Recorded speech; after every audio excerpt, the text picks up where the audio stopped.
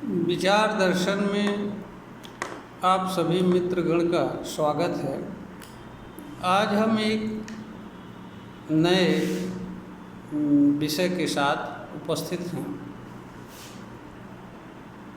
पुस्तकें ऊर्जा का स्रोत भी होती हैं, इस पर हम अपनी बात रखेंगे। अगर ईमानदारी से विश्लेषण किया जाए और देखा जाए तो ज्ञान की दृष्टि से अनंत में तीन ही चीज़ें हैं, चौथी कोई चीज़ नहीं है। वह तीन चीज़ें हैं ऊर्जा के साधन, ऊर्जा एवं शक्ति। ऊर्जा एवं शक्ति स्वतंत्र रूप में रहने की क्षमता नहीं रखती हैं। ऊर्जा एवं शक्ति हमेशा ऊर्जा के साधनों के साथ रहती है। ऊर्जा हमेशा ऊर्जा के साथ उस साधन से जुड़ी रहती है। ऊर्जा नष्ट नहीं होती है, किंतु इसके साधन नष्ट होते हैं और ऊर्जा का रूपांतरण होता है। जहाँ तक शक्ति की बात है, शक्ति हमेशा ऊर्जा के साथ जुड़ी रहती है। जहाँ जहाँ ऊर्जा जिस फॉर्म में परिवर्तित होती है, उसी रूप में शक्ति बदल जाती है। शक्ति का अपना कोई रूप नहीं होता है, वह ऊर्जा के साधनों के माध्यम से अपनी कर्म करती है और गति करती है और इसी के माध्यम से अपने अस्तित्व को भी प्रकट करती है। शक्ति का अपना कोई स्वतंत्र अस्तित्व नहीं होता है। इसका अस्तित्व ऊर्जा का ही अस्तित्व होता है और ऊर्जा का अस्तित्व ऊर्जा के साधनों के माध्यम से व्यक्त होता है। यानी ऊर्जा एवं शक्ति दोनों ऊर्जा के साधनों के माध्यम से व्यक्त होते हैं और अपने अस्तित्व को प्रकट करते हैं। पुस्तक में जो भी बातें लिखी गई होती हैं वे विचार होते हैं या कोई विचारधारा होती है, इसके अलावा कुछ नहीं होता है। हर विचारधारा एवं विचार इसका भी अपना कोई अस्तित्व नहीं होता है। यह किसी चीज़ का वर्णन करते हैं। जिस चीज़ के संबंध में पुस्तक लिखी गई होती है उसी चीज़ का ये वर्णन करते हैं। इनका अपना कोई रूप स्वरूप नहीं होता है। विचारधारा एवं विचार बाह्य जगत में अक्षर, शब्द एवं इनसे बने वाक्य तथा लेख के माध्यम से अभिव्यक्त होते हैं और मानव समाज तक पहुँचते हैं या मानव से जुड़ते हैं। पुस्तकें एक तरह के लेख के अलावा और कुछ नहीं होती है। ये किसी विषय का सिस्टमेटिक ढंग से क्रमबद्ध तरीके से उल्लेख करती हैं। तो मनुष्य पुस्तक को पढ़े या न पढ़े अथवा इनका किसी भी रूप में उपयोग करे,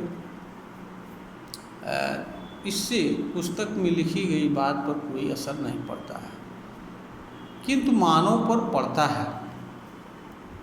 मानव से पुस्तक में लिखे गए जो विचार एवं भाव होते हैं वह मानव से सीधे जुड़ते हैं और विचार एवं भाव मानव के साथ ऊर्जा के रूप में जुड़ते हैं और शक्ति के रूप में कार्य करते हैं।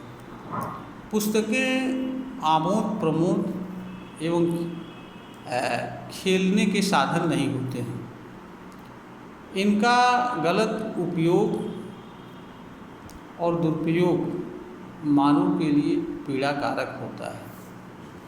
अगर इनमें लिखी गई बात को गलत तरीके से मनुष्य उपयोग करता है या उनका दुरुपयोग करता है तो उसका खामियाजा मानव के लिए को भोगना पड़ता है।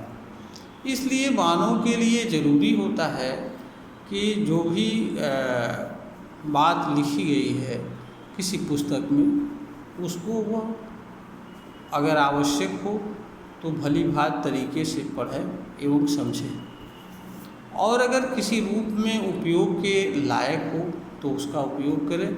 न उपयोग करना जरूरी ना हो तो न उपयोग करें, क्योंकि यह ऊर्जा होती हैं, ऊर्जा के साधन।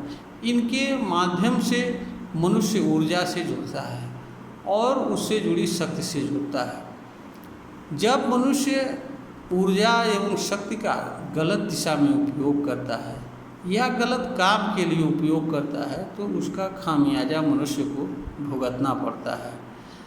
क्योंकि और अगर ऊर्जा का उपयोग मनुष्य सही दिशा में अच्छे कार्य में करते हैं तो उसका परिणाम मानव के लिए अच्छा होता है। जहाँ तक मानव जीवन में ऊर्जा एवं शक्ति के उपयोग की बात है तो ऊर्जा एवं शक्ति मानव द्वारा प्राप्त करने या धारण करने की चीज़ नहीं होती है, अपितु यह सम्यक दिशा में एवं अच्छे कार्यों में उपयोग की चीज़ होती है, और यह उतनी ही उपयोग की जानी चाहिए जितनी आवश्यकता हो, क्योंकि आवश्यकता से अधिक शक्ति का उपयोग, ऊर्जा का उपयोग भी मानव के लिए विनाशकारी होता है। जहाँ एक तरफ ऊर्जा एवं शक्ति मानव के कल्याण के लिए कार्य करती है, वहीं दूसरी तरफ अगर मनुष्य इसका दुरुपयोग करता है या गलत कार्यों में उपयोग करता है तो यह मानव के लिए विनाशकारी होता है। इसलिए पुस्तक में जो भी बात लिखी गई हो या कोई किसी भी तरह का पुस्तक हो, वह सिर्फ और सिर्फ मानव के लिए ज्ञान एवं आवश्यकता अनुसार उपयोग की चीज़ होती है। उसके किसी बात का या किसी चीज़ का दुरुपयोग मानव के लिए अहितकारी होता है, और मानव अज्ञानवश या स्वार्थवश या किसी अन्य कारणवश अपने ही कर्म से पीड़ा एवं दुख सहन करे, यह मानव के लिए उचित नहीं हो सकता है। इसलिए मानव का यह कर्तव्य बनता है कि पुस्तक में जो भी बातें लिखी गई हैं आवश्यकता अनुसार उनको अगर आवश्यक हो तो अच्छे कार्यों के लिए उपयोग करें।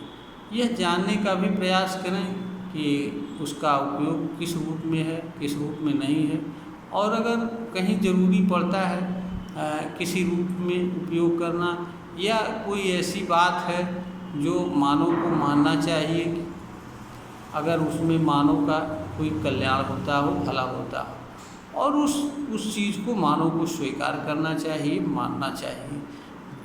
इसके अतिरिक्त जितनी भी चीज़ें हैं उसे मानव को नहीं मानना चाहिए या उसके प्रति अपना किसी तरह का विचार या भाव नहीं रखना चाहिए, क्योंकि अनावश्यक चीज़ों को रखने से, ढोने से, ग्रहण करने से भी मनुष्य को पीड़ा के अलावा कुछ नहीं मिलता है।